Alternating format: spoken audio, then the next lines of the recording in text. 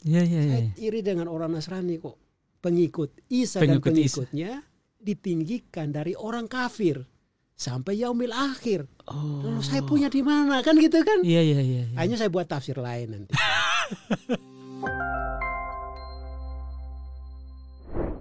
Assalamualaikum Bapak, gimana kabar? Alhamdulillah.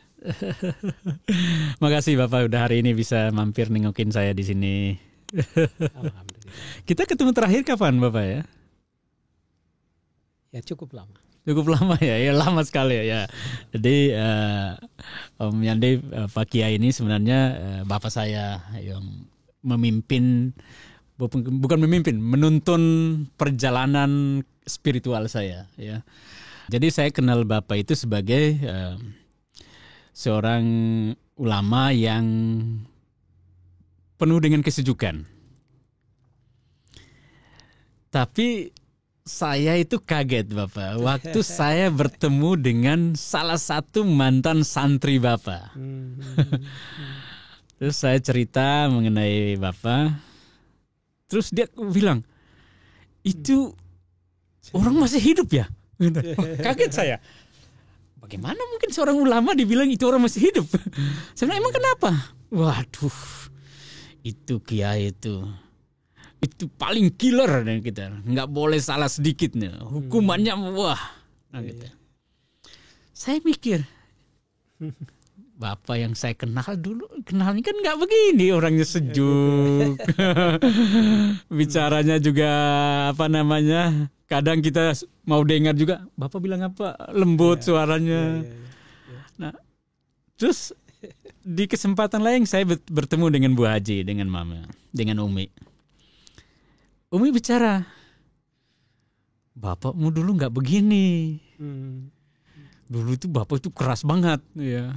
Penerapan untuk hukum syariah itu keras banget tuh. Sampai kita anak-anak kalau bapak udah pulang, gitu udah bisik-bisik, wah monster datang. Kaget saya, kok bisa begitu? Nah, emang dulu sekeras apa sih Bapak, se-ekstrem apa sih Bapak sampai segitunya?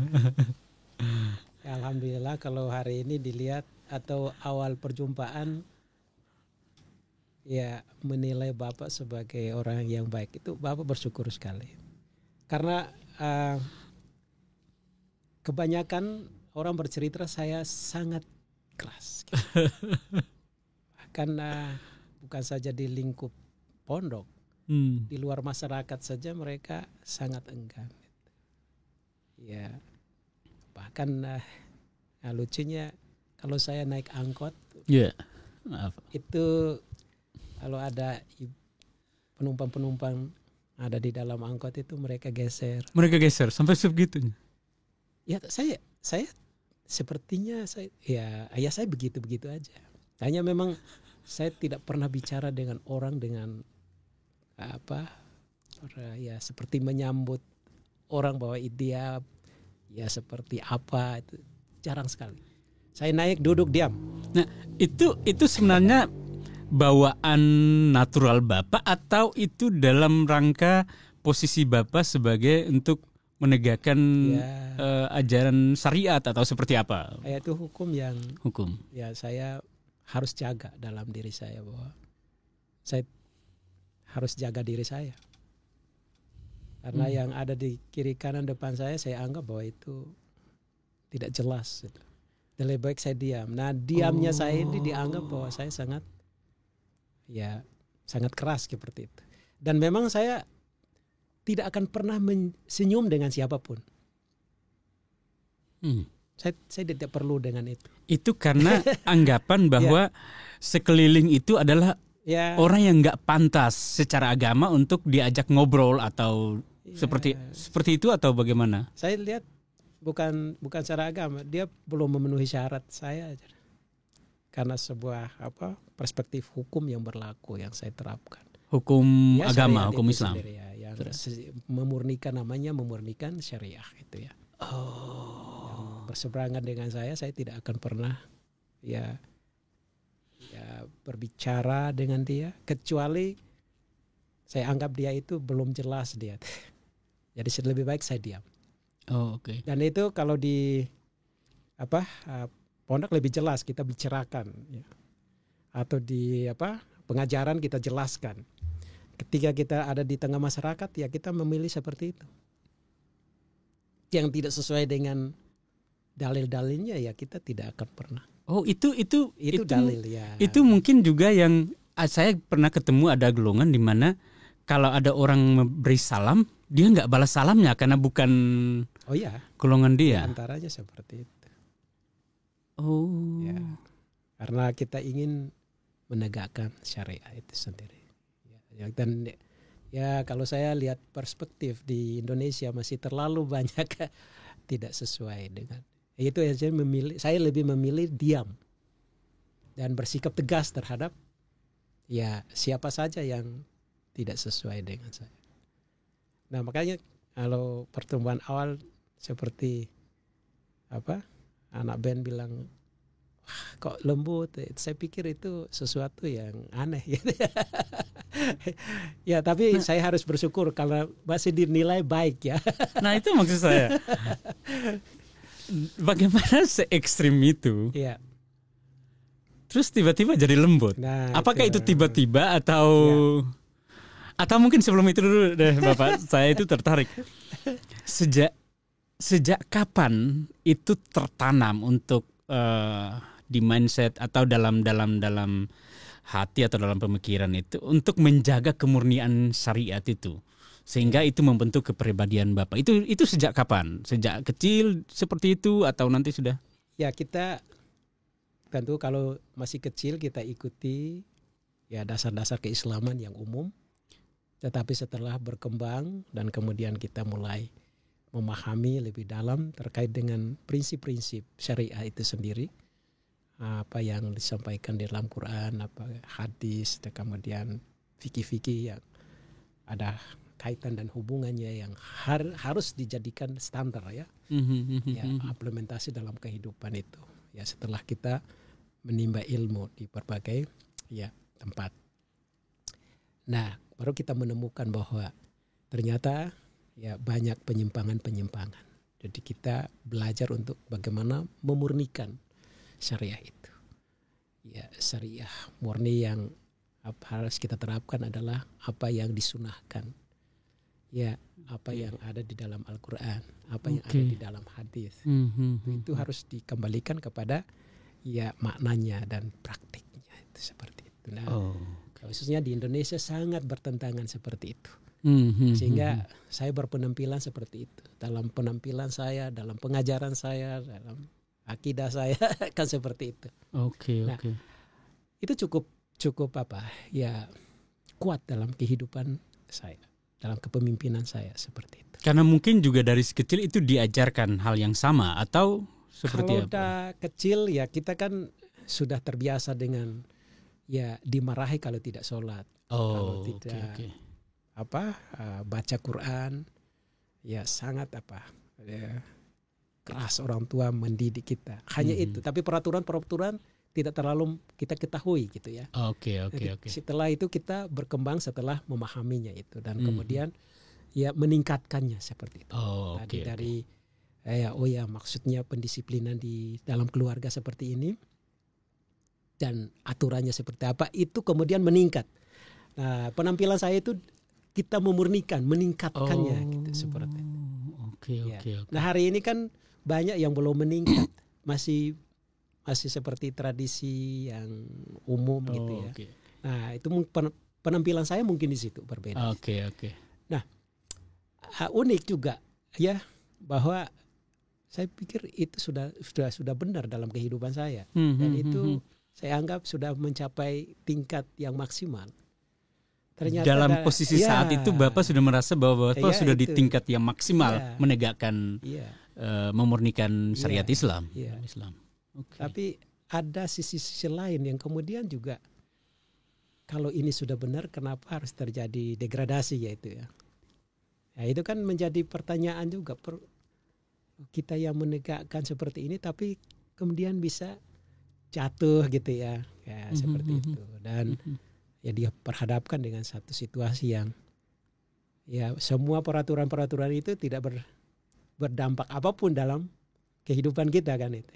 Itu titik balik saya di sini. Seperti apa? Kalau boleh Bapak cerita sedikit situasi seperti apa yang membuat titik balik itu? Saya mulai mengalami itu ketika terjadinya keadaan bangsa ini sudah seperti mengalami kekacauan seperti itu. Oke. Dan keadaan kita ada di dalam dan kemudian kita mengalami himpitan keadaan seperti itu. Nah, saya pikir dengan penegakan ini akan membantu kita ya. Ternyata itu semua hanya seperti sandiwara. Dan dari situ akhirnya saya coba seperti ada sesuatu yang bergeser pada maksudnya dalam rangka penerapan syariah. Bapak terlibat dalam sebuah tindakan ekstrim seperti itu. Iya. Yang dimana akhirnya membuat Bapak itu masuk dalam situasi yang dimana wah ini bagaimana ini dan tidak ada solusi untuk itu waktu itu. Oke. Nah, itulah titik balik saya bahwa kekuatan yang kita lakukan ini pun tidak berdampak apa-apa dalam memberi solusi pada hidup kita. Berarti sia-sia kan? 40 tahun kita berkompetisi untuk hal itu ternyata sia-sia gitu ya. 40 tahun. Ya, sebagai seorang yang punya pemikiran kuat terhadap sistem kita, ternyata itu bukanlah sesungguhnya sebenarnya yang kemudian kita sebut dengan sebagai Islam yang menghadirkan rahmat atas kehidupan itu. Sepertinya tidak terwujud di situ ya. Semuanya hamba. Iya. Menarik kalau Bapak bicara Islam dan rahmat lil alamin, karena yang paradoksnya adalah Bapak kan saat itu kan dalam rangka untuk menegakkan bahkan memurnikan syariat Islam. Betul. Tetapi yang faktanya yang saya temukan adalah ada mantan santri yang tidak merasa kesejukan atau rahmatan lil alamin itu bahkan dalam keluarga sendiri. Ya. Nah, bisa cerita sedikit mengenai di fase-fase itu seperti apa? Saya cukup tegas karena tidak sesuai, kita tidak enggan-enggan untuk mengeksekusinya kan gitu ya. Oke. Bahkan di dalam lingkup keluarga yang tidak sesuai kita bisa melakukan tindakan yang fatal kalau kita memang menjaga kemurnian ini. Iya. Yaitu bagi saya itu suatu penegakan yang harus saya harus pilih itu. Kalau tidak seperti itu saya rugi kan, walaupun istri atau anak. Itu memang saya terapkan. Maka mereka pada akhirnya merasa bahwa itu sesuatu yang sangat mereka anggap itu sangat mengkhianati mereka sebenarnya. Ya, mereka merasa terteror dengan hal seperti itu. Tapi menurut Bapak itu sebenarnya bagian dari penegakan syariat.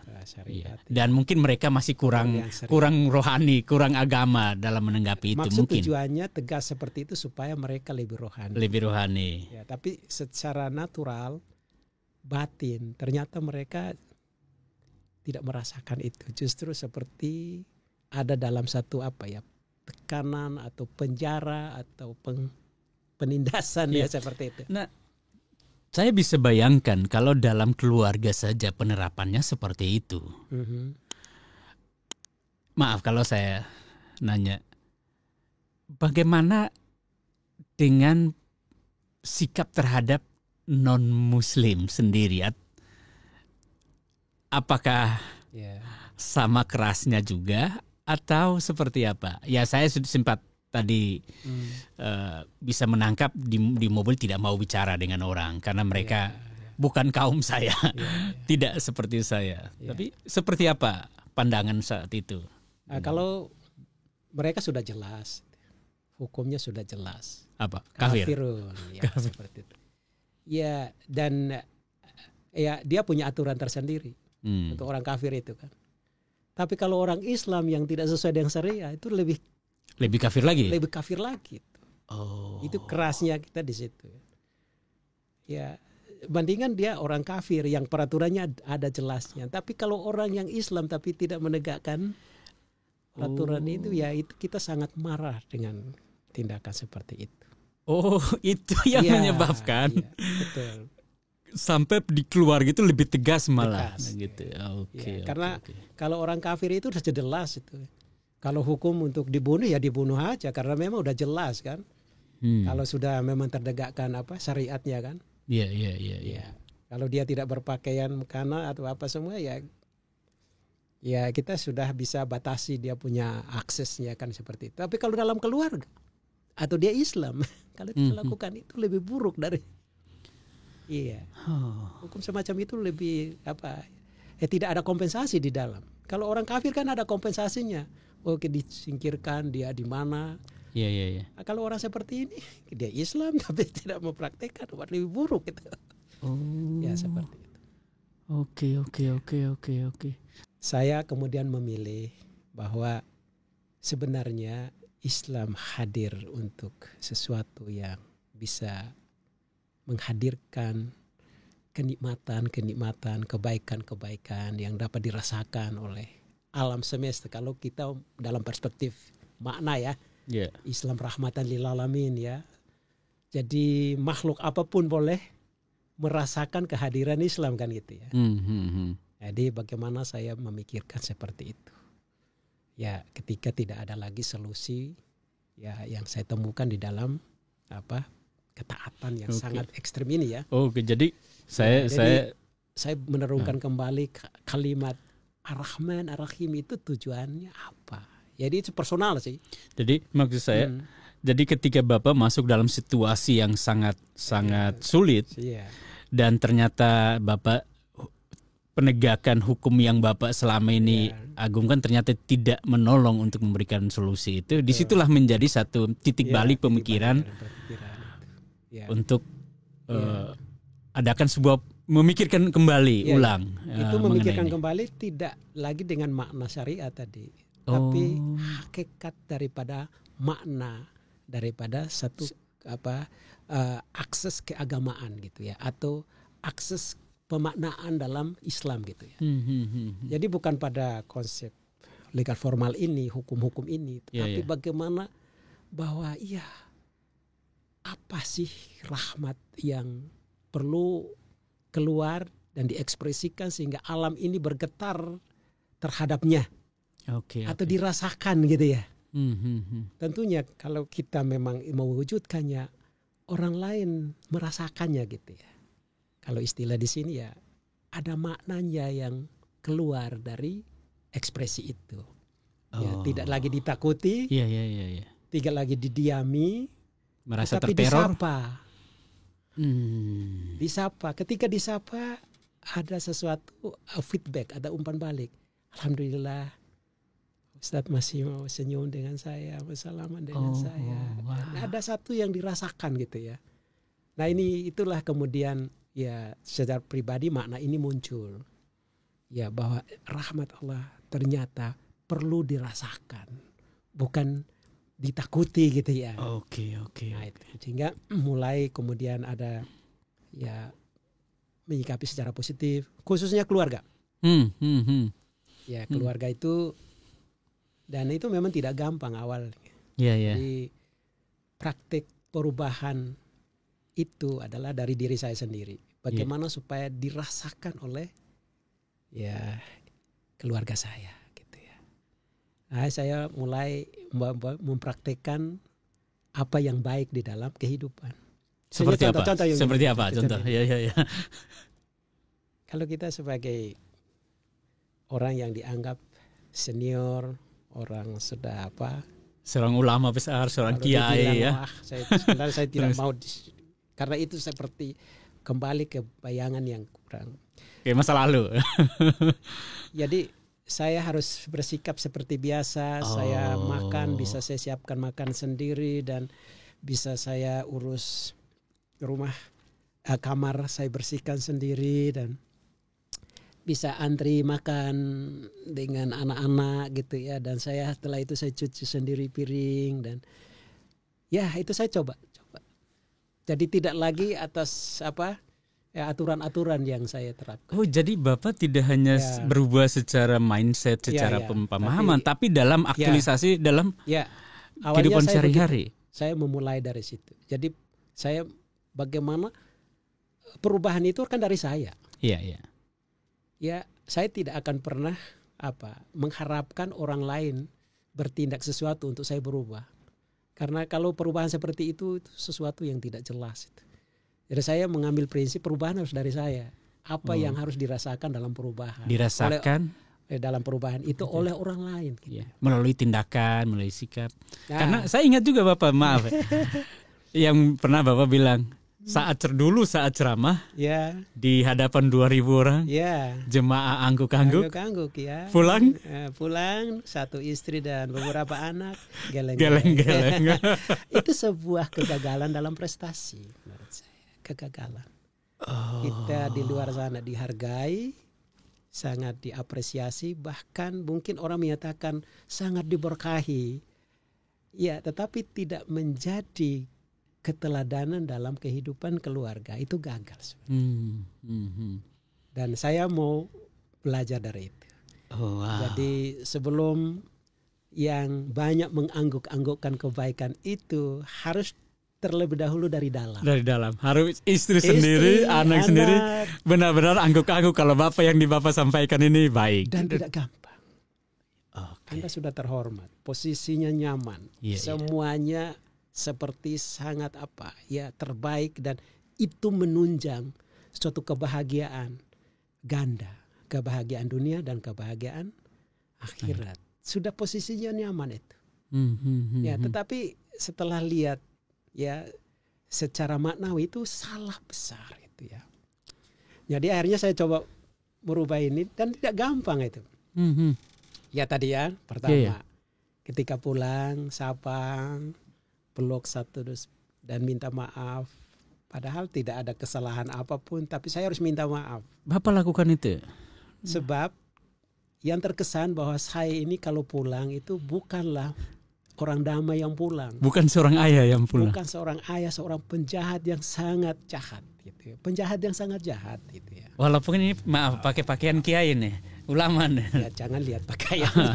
Pakaiannya mungkin benar, seperti kelihatannya. Seharusnya gambaran luar itu juga mencerminkan yang dalam. Tapi tidak seperti itu pada masa itu. Jadi coba saya rubah tampilan-tampilan seperti itu. Jadi rangkul, maaf, kemudian saya mulai kamar khusus saya itu saya buka dan tidak boleh ada yang masuk, membersihkan saya sendiri. Kalau makan udah saya harus datang dan siap sendiri dan masak bersama-sama dan bisa bekerja bersama-sama. Awalnya seperti itu. Dan ini betul ya, Nyandi Ipul. Saya pernah ke rumahnya Pak Kiai dulu tuh. Dan waktu ke sana itu Bu Haji itu Umi itu mau masak. Pak Kiai bilang, udah Umi istirahat. Saya yang masak dengan Nak Ben katanya. Saya kaget, serius nih Pak Kiai mau masak? Ya udah kita masak biarlah mereka istirahat. Terus saya nanya, saya iseng nanya, saya biasa suka iseng. Pak Kiai ini bukan pencitraan nih karena saya ada. Terus saya tanya ke Umi, ke Bu Haji, Umi, ini memang Bapak begini? Biasa masak? Oh iya, dia sering masak buat kami kok sekarang. Sejak kapan saya bilang? Ya alhamdulillah, saya baru beberapa tahun ini merasakan seorang suami katanya. Jadi memang awalnya saya lakukan itu bertahap. Sehari, 2 hari, minggu ke minggu, bulan ke bulan. 1 tahun kemudian Bu Haji mulai berpikiran berbeda. Dia mulai seperti cari sensasi gitu. Malah dia berpikir Bapak lagi cari sensasi. Cari sensasi gitu ya. Saya diam saja dan melakukan. Itu anak-anak pun seperti Abi. Salah makan apa? agak aneh. Agak aneh ya. Aneh. Ya. Ya saya hanya diam dan tidak perlu karena saya terlalu banyak bicara. Ya, dan saya harus diam untuk banyak kerja, banyak lakukan. 1 tahun, 2 tahun, 3 tahun, ya Ibu Bu Haji sudah mulai ya transparan. Ya. Ya, Abi, kenapa baru sekarang? Kenapa? Baru 3 tahun terakhir ini baru saya merasa punya suami. 40 tahun lalu kenapa? Itu saya nggak punya suami. Ya jadi, terima kasih. Itu dan anak-anak juga, ya alhamdulillah kami baru 3 tahun ini punya abi gitu ya. Kami baru punya abi gitu ya. Sebelumnya itu sangat menakutkan. Ya. Kalau saya bilang, ya alhamdulillah. Ya, saya jujur waktu saya ke rumah Pak Kiai juga itu, dari nyambung dari cerita tadi. Kami habis beres makan nih. Beres makan, Pak Kiai ambil piring sini, pergi cuci nih, nyuci piring. Ayo nak sini cuci. Ini kayaknya udah kelewatan nih Pak Kiai. Karena saya tahu di luar nih kan dulu kan saya sering undang Pak Kiai, kita bikin tablik akbar, ya jemaah banyak, dielu-elukan. Kok di rumah cuci piring ya? Tapi disitulah saya sangat surprise dan takjub dengan mereka ingin mendapatkan sesuatu di pengabdian itu. Kalau mengabdi kepada kiai kan pahalanya besar gitu. Itu menentukan pahala gitu, seperti itu. Nah, seperti itu saya coba rubah, jangan. Ya. Saya nanti kehilangan makna. Ya, jadi akhirnya saya ganti itu semua dan alhamdulillah mereka ingin tahu kira-kira kenapa seperti itu dan ini lebih baik dan sebelumnya tidak lebih baik. Nah, kenapa Bapak? Saya seperti ditanya-tanya. Saya bilang nggak usah terlalu banyak tanya, lihat dulu praktik saya dulu. Kalau sudah baik, oke, kalian praktekkan itu. Ya, karena kalau belum praktekkan, saya mau sampaikan sesuatu pun tidak akan bisa. Sudah 40 tahun menyampaikan. Sekarang lebih banyak memberikan contoh ya. Jadi mari lihat contohnya dulu ya. Dan dalam perjalanan itu kemudian saya coba memberikan penegasan ya. Kalau dulu kalian tidak suka alasannya apa dan sekarang kalian suka atas dasarnya apa, kalian harus paham itu ya. Kalau dulu itu memang benar-benar kita memurnikan ya namanya syariat ya. Tetapi sekarang ini adalah makna syariat. Makna daripada syariat. Kalau dulu bukan, itu adalah murni hukum ya secara fisikal syariat yang kita terapkan. Hari ini saya berubah karena makna dari syariat. Ya, jadi ada maknanya. Jadi syariat Islam atau hukum itu satu paket secara fisik dan secara maknawi. Nah, kehilangan makna kalau hanya fisikal dong. Ya, kalau makna itu kan lebih ke filosofisnya itu ya. Apa itu Islam? Tampilkan apanya. Gitu ya. Ar-Rahman itu tampilkan apanya. Ya, hukum yang kita terapkan ini apanya yang harus kita benar-benar terapkan. Apakah aturan-aturan fisikal itu atau ada yang meningkat yang lebih tinggi ya. Jadi kalau kita lihat fisikal hanya hampir semua orang melakukan, tetapi hampir semua orang juga melanggarnya. Kalau kita melanggar itu semua, berarti ya itu hanya sesuatu yang tidak punya makna gitu ya. Iya. Ya, berarti kita harus tingkatkan. Jadi tanpa hukum ini, ya kita akan lebih bagaimana berimbang untuk naik gitu ya. Oke. Ya, dan tidak terikat dalam posisi ini. Kita meningkat gitu. Karena selama ini kan terbelenggu terus, dipikirnya itu udah mantap. Ternyata itu sesuatu yang masih belum stabil dalam kehidupannya. Dia harus meningkat, lebih bermakna dalam kehidupannya. Jadi itu memang harus kembali pada pribadi kita itu sendiri. Apakah hukum ini seperti apa dan sudah tidak totalitas kita dalam praktiknya. Dan kalau sudah, apakah sudah menghasilkan sesuatu yang berdampak? Oke. Kalau tidak, bagaimana kita bisa mencapainya kalau begitu? Kan tujuan kita harus capai makna kan gitu ya. Oke. Jadi tidak apa-apa sebenarnya. Hukum Islam itu, syariat Islam itu bukan sesuatu yang buruk. Tidak. Tetapi harus terus ditingkatkan supaya untuk sampai di level maknanya. Dia bermakna universal, dapat dirasakan oleh setiap makhluk. Makanya ya wujudnya adalah rahmatan lil alamin. Alam sekitarnya pun turut bersukaria karena kehadiran seorang figur yang menjadi bermakna pada setiap aspeknya. Apalagi manusianya, manusianya itu lebih lagi ya gitu ya. Iya. Karena itulah poinnya kan. Ya kalau kita berislam artinya apa? Dia harus mewujudkan kemanusiaan yang sesungguhnya gitu ya. Nah, kemanusiaan sesungguhnya atas ditingkatkannya hukum yang tadi di level tertentu meningkat kepada level yang lebih bermakna universal itu. Wow. Saya tertarik untuk paham ini, Bapak. Dulu kan waktu lalu itu otomatis di luar Muslim semua itu Bapak punya sikap tertentu ke mereka. Iya. Karena belum ada peningkatan makna tadi. Nah, sekarang setelah ada Bapak meningkatkan peningkatan makna syariat itu sendiri, sebenarnya sih, dan saya sudah yakin pasti ada perubahan terhadap pandangan terhadap orang non-Muslim atau di luar dari golongan Bapak. Saya ingin tertarik untuk tahu di dalam Islam itu sendiri, yang sebenarnya dalam Al-Quran, apa hubungan antara Islam dan non-Muslim? Taruhlah di orang Nasrani, seperti apa hubungannya sih sebenarnya? Ya. Kalau di dalam konteks fikih berjarak jauh sih.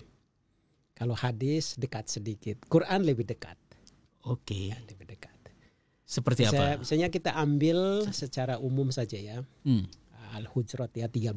Khalaqna min dzakari wal unsa wa ja'alna min syu'uban wa qabaila ta'aruf itu ya. Allah itu yang menciptakan bersuku-suku berbangsa-bangsa untuk li ta'aruf. Saling kenal mengenal. Kenal mengenal kan. Itu artinya mewujudkan apa? Toleransi, keragaman itu harus ditempatkan di posisi yang paling terdepan bagi kita, dan interaksi kehidupan sosial. Oke. Jadi tidak terlarang di sini. Tapi dalam konsep fikih akan berbeda. Jadi saya lebih polarisasinya ke Quran. Ya hadis kita hargai itu semua, fikih kita hargai itu semua. Tetapi akan lebih mantap maknanya kalau kita berpusat kepada Al-Quran. Quran itu akan berbicara ya semua atas rahmat dan anugerah dia yang jadikan ini semua. Tujuannya untuk apa? Untuk lita'aruf gitu ya. Sayang kalau kemudian dibatasi. Ya, jadi kita harus lihat ini bahwa kalau kita sudah sampai pada makna ini, dia hadir untuk dirasakan maknanya. Ya, dia mau menyapa satu dengan yang lain dan kenal sehingga mereka lebih bermakna kemanusiaan gitu ya. Ya, kalau kita kenalkan kemanusiaan kita akan meningkat. Tapi kalau nggak kenal ya ditendang aja kan gitu ya. Ya seperti itu. Nah kalau kelembagaan yang tadi ya Pak Ben tanyakan tentang hubungan ya mungkin dalam fikih cukup berjarak ya. Tapi Quran justru lebih dekat ya. Di Al-Maidah 82 ya. 82 itu hubungan antara ya Nasrani dengan Muslim justru ya sangat dekat gitu. Malah di dalam Al-Quran hubungan sangat Muslim dekat. dan Islam kalau sangat dibaca dekat. ya di Al-Hujurat 82 itu, jadi wala tajidana aqrabahum mawaddatan lil ladzina qalu inna nasara itu kamu jumpai satu kaum yang sangat dekat persahabatannya dengan orang Islam. Kaum itu menamakan diri mereka Nasoro. Nasrani ya kalau bahasa Arab Nasrani. Ya terjemahan umumnya ya. Kemudian mungkin lebih kontrasnya lagi ya Kristen gitu. Ya. Nasrani itu Kristen itu sahabat dekat. Di sana ada pendeta-pendeta dan tidak menyombongkan diri. Saya kadang baca ayat ini dulu saya agak cemburu. Saya kan cemburu itu. Kenapa? Kok pendeta yang nggak sombongkan diri berarti dianggap saya ini sombong ya. Ya karena gitu, saya kadang-kadang nggak mau bahas ini karena saya tersinggung sekali. Apalagi ada ayat lain gitu, saya sangat saya bahas itu sampai saya tersinggung. Kita orang Arab agak tersinggung parah. Isa dan pengikut-pengikutnya ditinggikan dari orang kafir sampai yaumil akhir. Saya kadang-kadang kenapa nggak Rasulullah dan pengikutnya ditinggikan sampai yaumil akhir? Saya kadang iri ini. Dan ayat ini saya nggak akan pernah ngomong ini. Karena saya nggak menguntungkan saya loh. Saya iri dengan orang Nasrani kok. Pengikut Isa dan pengikutnya ditinggikan dari orang kafir sampai yaumil akhir. Lalu saya punya di mana kan gitu kan? Iya. Hanya saya buat tafsir lain nanti. Ya saya terus terang. Tafsir kepentingan maksudnya. Ya bisa begitu juga. Tapi saya nggak mau. Mungkin itu baik kita tafsirkan, tapi memang harus objektif. Sebab ini kalimat dari Allah langsung itu. Walaupun kita tafsir dan memenai, kita hargai itu semua, tapi kita harus objektif. Jangan seperti yang umum sekarang kita lihat itu, nggak boleh itu. Saya tegaskan itu. Nah, kenapa ayatnya sudah jelas seperti itu? Tapi dalam prakteknya, contoh tadi sahabat terdekat adalah Nasoro atau Nasrani tadi. Tapi dalam prakteknya adalah bukan sahabat terdekat, musuh terdekat jadinya. Kalau universal diterjemahkan itu ya orang Nasrani dulu sampai sekarang ya. Tapi fikih kemudian menafsirkan hanya dulu, yang sekarang mana udah itu. Hanya dulu tuh sahabat. Dulu saja dari Nabi Isa ada, sekarang enggak ada lagi. Saya pikir seolah-olah ayat itu sudah kadaluarsa. Sudah kadaluarsa gitu. Nah itu saya pikir itu juga merendahkan Quran sendiri. Karena Quran berbicara universal. Dan berkesinambungan kan. Toh berita ini juga berita Nasrani bukan baru Islam hadir baru diberitakan. 600 tahun sebelumnya sudah ada kan. Termasuk Taurat, Zabur, Injil kan. Dan memang Al-Quran menghormatinya, menjunjung tingginya. Bahkan diwajibkan untuk menjadi rukun iman kan gitu ya. Al-Quran dan hadis sama. Tapi kemudian ada yang menyatakan hanya di masa Isa ada dan Nasoro masa lalu itu nah itu kan tafsiran, pandangan. Saya pilih kita hargai, tetapi lebih kita hargai Quran itu berkesinambungan sampai yaumil akhir maknanya. Nah, itu yang harus kita jaga karena Al-Quran itu lebih top. Al-Quran adalah standar kebenaran yang paling tertinggi, referensi tertinggi. Rasulullah sendiri juga beliau walaupun sudah dijamin ya. Tapi alhamdulillah beliau jujur gitu ya. Hadisku baik tapi jauh lebih baik Al-Quran. Kan itu kan juga artinya jujur supaya kita harus apa? Ketika mengeluarkan statement khususnya menyinggung firman Allah itu jangan sampai kemudian membuat ketidakseimbangan di sini. Atau ada satu kepentingan di dalam memikirkannya, tidak. Jadi kalau seandainya orang akhirnya membuat jarak atau membuat justru jadi musuh terdekat, itu sebenarnya mereka dalam konsep manusia saja. Ini konsep manusia. Jadi bukan konsep daripada kebenaran itu sendiri. Jadi kita hargai konsep-konsep itu. Mungkin karena di masa itu, karena masa itu kan masa perkembangan di masa itu masa gejolak ada kepentingan-kepentingan. Hari ini kan kita ada di masa kemerdekaan. Kalau kita di masa kemerdekaan, musuh kita siapa sih? Ya, bolehkah kita mengadakan satu permusuhan di keadaan yang sudah damai gitu, sudah merdeka? Artinya bahwa masa permusuhan itu di masa di mana masa itu ada kepentingan-kepentingan seperti itu. Kan sudah berakhir. Ya, itu memang kita harus meneliti hal seperti ini dan mengeluarkan statement. Tidak bisa langsung kita tafsir dan sepotong-sepotong kemudian kita keluarkan fatwa atau statement. Itu harus historis konteks. Harus kita kembali ke sumber fakta sesungguhnya, kemudian kita pelajari kenapa dia disambungkan kembali, tujuannya apa, kenapa kemudian menjadi kontroversi. Memang perlu pendalaman, pengertian yang mendalam dan penelitian secara akurat. hari ini kan statement-statement ini hanya melanjutkan saja kan, dan tidak mempertimbangkan kembali bahwa itu masa yang lalu. Sementara masa hari ini sudah terus-menerus berkembang dan ya sudah memiliki kestabilannya masing-masing dan kelancarannya masing-masing. Dan bagaimana kalau kita berada di tengah-tengah keadaan yang sudah damai gitu. Islam hadir untuk apa? Apakah kedamaian kita harus rubah kembali kepada kekacauan lalu membuat kedamaian, atau sudah damai ditingkatkan kedamaian itu sehingga lebih damai lagi kan gitu. Seharusnya begitu kan. Wujud makna dari Islam rahmatan lil alamin. Nah, saat ini kalau di Indonesia khususnya ya, kalau kita bicara, ketika seorang taruhlah muslim dan non muslim, atau seorang ustadz dan seorang pendeta duduk bersama, makan bersama, atau dengan seorang biku duduk bersama, ngobrol bersama, itu seperti masih merupakan sebuah pemandangan yang nggak biasa.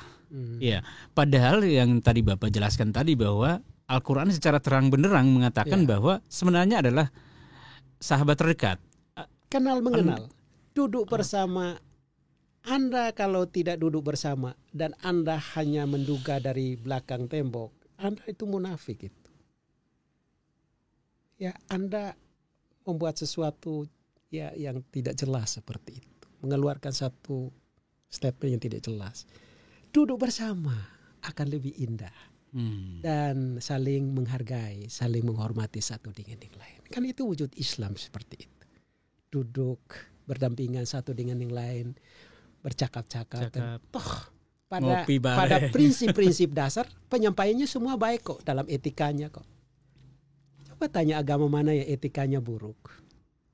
Tapi ketika ditampilkan tanpa dan meniadakan komunikasi secara intens, dekat, hanya dicurigai aja. Sesuatu yang dicurigai itu kan tidak baik dalam Islam.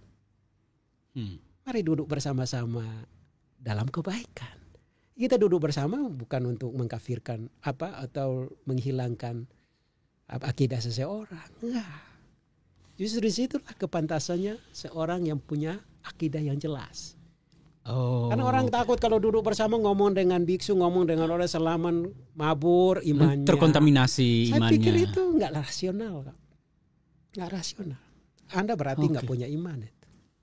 Lu iman kalau udah lekat sama dengan Anda, Anda lapar, Anda makan. Lapar nggak bisa diusir kecuali makan. Anda kasih makan. Kalau iman udah lekat, ya dia hanya makan itu aja yang dia ngerti kan. Walaupun dia duduk dengan beragam, ya seperti kan dia paham. Gitu. Hari ini kan hanya dugaan-dugaan yang tidak jelas. Anda belum pernah duduk bersama dan ngomong bersama dia TTK-nya, apalagi transparan diucapkan. Dia rendah hati, nggak sombong, apalagi sebut identitasnya pendeta rahib-rahib, nggak sombongkan diri. Jangan-jangan saya yang sombong. Kan begitu ngomongnya. Kalau saya nggak berinteraksi intensif dengan mereka. Bagaimana bisa kenal ya? Iya, bagaimana bisa kenal? Kan ta'aruf namanya. Kenal bukan mau datang untuk iman saya mabur. Enggak. Iya. Saya pikir ini sesuatu yang salah. Ya, kalau duduk bersama dalam diskusi keagamaan, lalu dikatakan nanti, khawatirkan nanti, ya kan luntur iman. Luntur iman, terkontaminasi iman. Saya pikir orang belum melekat imannya secara berkualitas dalam dirinya. Oke. Kalau sudah berkualitas, dia tidak terganggu dengan apapun. Anda mau hidangkan apapun yang enak di situ, saya nikmati kok. Nggak mempengaruhi iman saya. Tapi justru Bapak yang saya lihat adalah dari pengalaman interaksi saya adalah justru orang yang merasa imannya udah kuat, dia merasa lebih tampilan agamanya lebih baik, justru dia lebih memprotek diri untuk hal itu. Iya. Apakah menurut Bapak itu karena ketakutan iman terkontaminasi, atau itu karena masih di dalam ranah untuk syariat tadi, terbentur di syariat tadi? Ini karena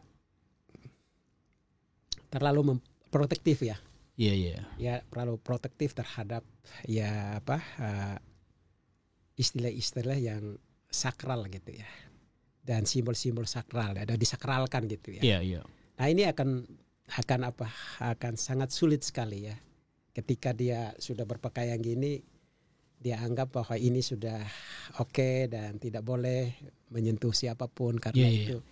Ya ini saya pikir itu baik, ya saya bilang itu baik. Tetapi ya harus dipikir ulang lagi bahwa itu materi-materi yang hanya membungkus bagian-bagian yang seharusnya itu lebih penting diperhatikan. Gitu. Ya, hari ini kan orang tergiat materi, gitu ya. Kita hargai itu semua, materi apapun yang kita. Tapi itu sebenarnya debu yang pada akhirnya juga tidak bersama dengan kita. Yang disampaikan ya ayyuhalladzina amanu. Hai orang-orang beriman. Tidak pernah menampilkan wujud daripada simbol-simbol materi yang gagah perkasa yang ditampilkan, nggak ada. Tapi hari ini kan ya orang menjaga diri seperti itu. Ya kita hargai itu. Tapi kita berharap dari dalamnya bagus. Jangan sampai luarnya bagus tapi dalamnya seperti saya dulu kan. Ya dulu ya bagus sekali tapi orang yang tahu persis tentang saya kan keluarga saya. Jahat sekali orang itu. Kan sayang sekali ya. Jadi ya kita hormati semua prinsip-prinsip karena itu diatur secara ya hukmiah ya seperti itu kita taati. Tapi ada sesuatu yang tidak boleh dilupakan. Apa itu? Ya bagian spiritnya itu yang harus mantap. Dipakai pakaiannya yang bagus. Dicerdaskan dengan kecerdasan yang maksimal. Sehingga dia mempengaruhi yang luar. Kalau dia sudah mantap dari dalam, tampilan luar memegahnya seperti apa, dia bilang itu hanya biasa-biasa saja. Kalau udah biasa-biasa saja dengan orang lain mudah.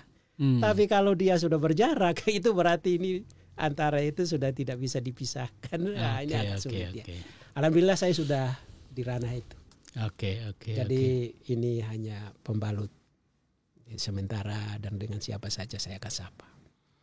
Karena setidaknya kalau saya berpakaian indah gini, tampilan yang dirasakan bisa dia rasakan saya ini berpenampilan dengan menghadirkan makna dalam kehidupan. Dia rasakan sesuatu yang bermakna dari tampilan itu. Terima Itulah kasih. yang dimaksud di Islam rahmatan lil alamin. Ya, dan saya pribadi sendiri bisa merasakan seorang kiai, seorang ulama bisa berpenampilan seperti ini dan dengan begitu sejuknya bisa menyapa saya, menyapa semua orang dari berbagai golongan. Saya dengan Bapak pernah juga beberapa kali kita pergi dengan orang yang non-muslim ya, bicara di tengah mereka. Dan itu mereka bisa merasakan kenikmatan Islam itu seperti apa. Dan Islam itu tindakan, sikap dan tindakan. Bukan hanya sekedar oral. Itu ya kata-kata yang dirangkai begitu rupa dalam aturan-aturan yang begitu ketat itu baik, tetapi tindakan itu jauh lebih baik. Ya ayyuhalladzina amanu amalun sholih. Orang yang mencirikan diri sebagai orang beriman adalah tampilannya the best di setiap orang. Amal soleh arti tampilannya apa? Baik, dirasakan kehadirannya gitu ya. Ya seperti itu. Bukan dimusuhi atau dibuat jarak atau dianggap bahwa membahayakan. Tidak ada ya, itu semua baik-baik aja sih. Jadi daripada berpikir atau khawatir iman terkontaminasi ketika kita datang untuk berbicara dengan orang yang berbeda dengan kita, lebih baik berpikir bahwa bagaimana kita bisa menjadi rahmatan lil alamin buat orang-orang yang berbeda dengan kita. Melalui kehadiran kita, mereka bisa menikmati, bisa merasakan bagaimana rahmatan lil alamin itu sendiri. Bukan begitu Bapak ya? Sangat. Luar biasa. Terima kasih banyak Bapak. Terima kasih banyak Pak Kiai untuk hari ini. Ya ini sesuatu yang berbeda. Pasti ya. Sangat, ini kita memang harus tampil beda. Sebenarnya bertentangan dengan hukum. Saya mau terus terang. Bertentangan dengan hukum. Tapi inilah yang harus kita serukan. Kita harus meningkatkan hukum itu menjadi ya bermakna pada setiap orang hukum itu. Kita harus meningkatkan hukum itu menjadi bermakna bagi setiap orang. Terima kasih banyak Pak Kiai untuk sudah ngobrol pada hari ini. Obrolan hari ini obrolan yang sangat bermakna. Dan memang inilah harusnya saat kita ngobrol harus obrolan yang bermakna. Makasih banyak Pak Kiai. Kurang dan sudah lebih mampir saya mohon sini. maaf. Assalamualaikum warahmatullahi wabarakatuh. Waalaikumsalam warahmatullahi wabarakatuh. Makasih banyak Pak Kiai.